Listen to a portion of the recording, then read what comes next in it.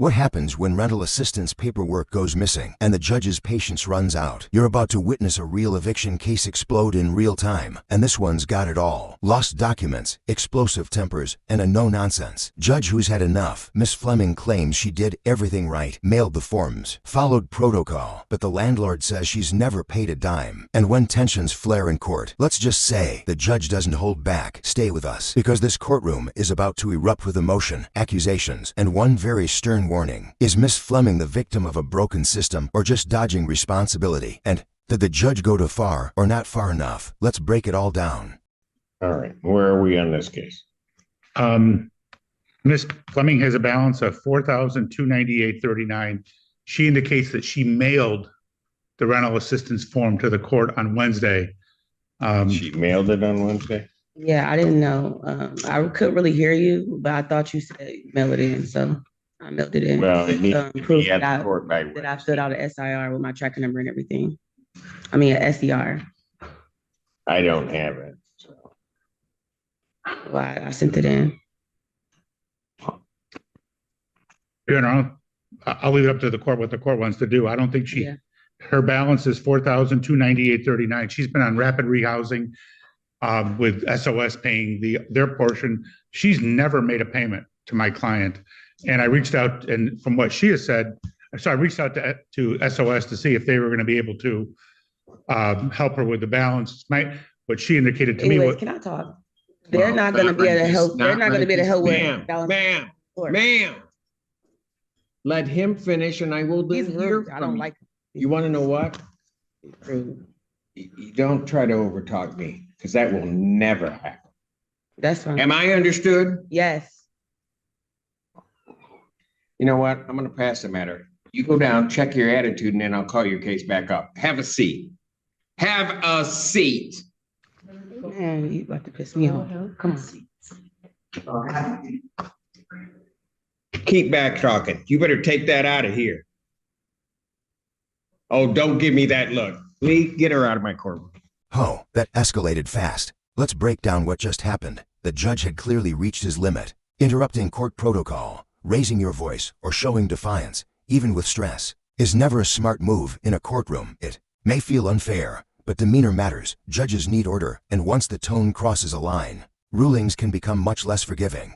Now here's a question for you. Was the judge justified in throwing her out, or was this a case of stress boiling over from both sides? Let us know in the comments, because this kind of courtroom clash can tip the whole case. Get her out of my courtroom. Court will pass that matter. Court does call the case of YPF 16 LLC versus Nakia Turner. Your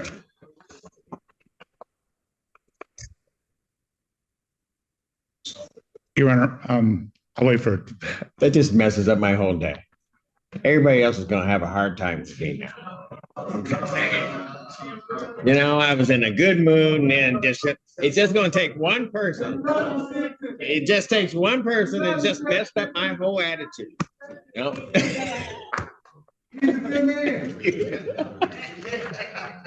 Nakia Turner, parties have returned. Mr. Terry, you were in the middle of your statement, sir. Yes, her current balance is $4,123.39. Court costs of $175 for a total of $42,98.39. She's been in rapid rehousing where SOS has been paying her portion and she's supposed to pay the rest. She has never made a payment. I reached out to SOS. They tried to reach out to her, and it's my understanding that the rapid rehousing ends at the end of July. So in August, she's going to be responsible for the whole thing herself. She hasn't filed a rental assistance form. I don't think there's a tribal issue of fact. We would ask the court for a judgment. All right, ma'am, what did you wish to say? Anyways, like I was saying, SOS was paying my rent for 3 months without me having to pay anything. Like I told Ms. Terry through SOS that I ended up losing my job, and I wasn't able to pay nothing at the moment. And I'm just now getting a job, and I wasn't able to pay nothing until today. But yeah, and I sent in my SER through the mail. I didn't know I had to come and actually bring it in. I don't have a car, so anytime I go anywhere, I have to get on a bus with my children. So. I don't know if you're able to, if they bring the mail to y'all, but I definitely sent the SCR to this courtroom with the judge with your name on it, Cedric Simpson. Did But SOS doesn't stop. She said that I already filled the paperwork out yesterday when she came. They pay August, but after August, I won't be getting no more help from SOS. But I reached out to Hawk. They're able to help, and I did do an SCR with my caseworker, and I have an appointment with my caseworker on Monday for help, so I can get help with my rent. And I'm able to pay altogether $900 today, but that's all I can afford.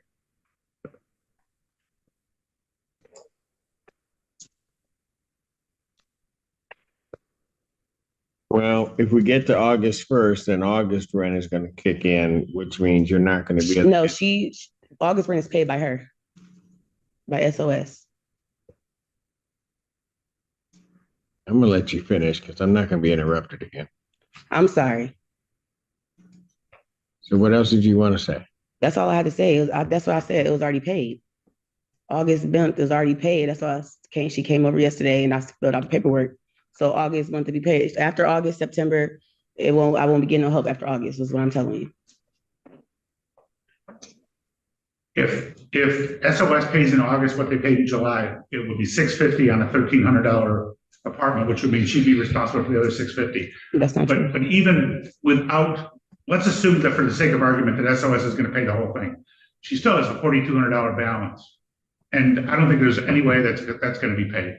And she hasn't filed the form, even though, the previous person heard you just fine last week when you said, we get it here within 5 days. It wasn't here within 5 days. We'd ask for a judgment today. I did turn it in within 5 days. You said turn it in Wednesday, which I did turn it in Wednesday. And who is he to say that I won't have all of it paid? Like, you don't know that. I didn't know I can get as much help as I did until I reached out to all these companies. And I was unemployed for a while, which I just got a job. I just started working 3 weeks ago. So this is my first check. You have to wait 2 weeks in a hole to even get your first check. Your Honor, I'm willing to extend the judgment, normally be the 28th. If we were to extend the judgment to August 4th.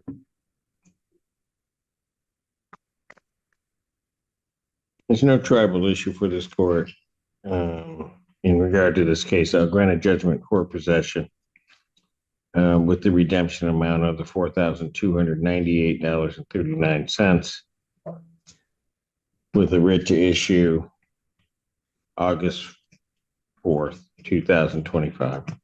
Thank you. Can you tell me exactly what does that mean? I just issued a judgment, the 429839 will need to be paid on or before August 4th of 2025. I've done it that way because if I grant an adjournment in this case, quite frankly, whatever the dispute is with the August rent would be added on to this figure, which I was trying to say earlier. Yeah. So it's a benefit that if you can find the funds to get this paid, you only have to pay this amount.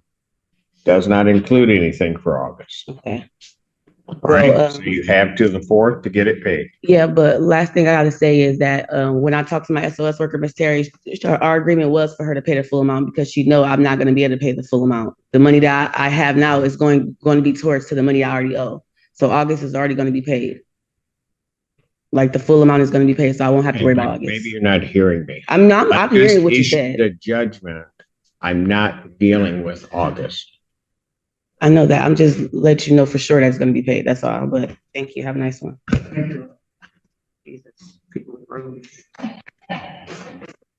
In the end, the judge issued a final judgment of $4,298.39, due by August 4th, 2025. This doesn't include any upcoming rent, only the back balance. So what's the takeaway? While Miss Fleming may be on the verge of new assistance, legal proceedings wait for no one. Her emotions were real. Her struggles are clear, but so are the legal responsibilities. This case is a powerful reminder. Keep documentation, meet deadlines, and never underestimate the impact of courtroom behavior. If you found this case as shocking as we did, hit that like button, share your thoughts below, and don't forget to subscribe for more jaw-dropping courtroom breakdowns.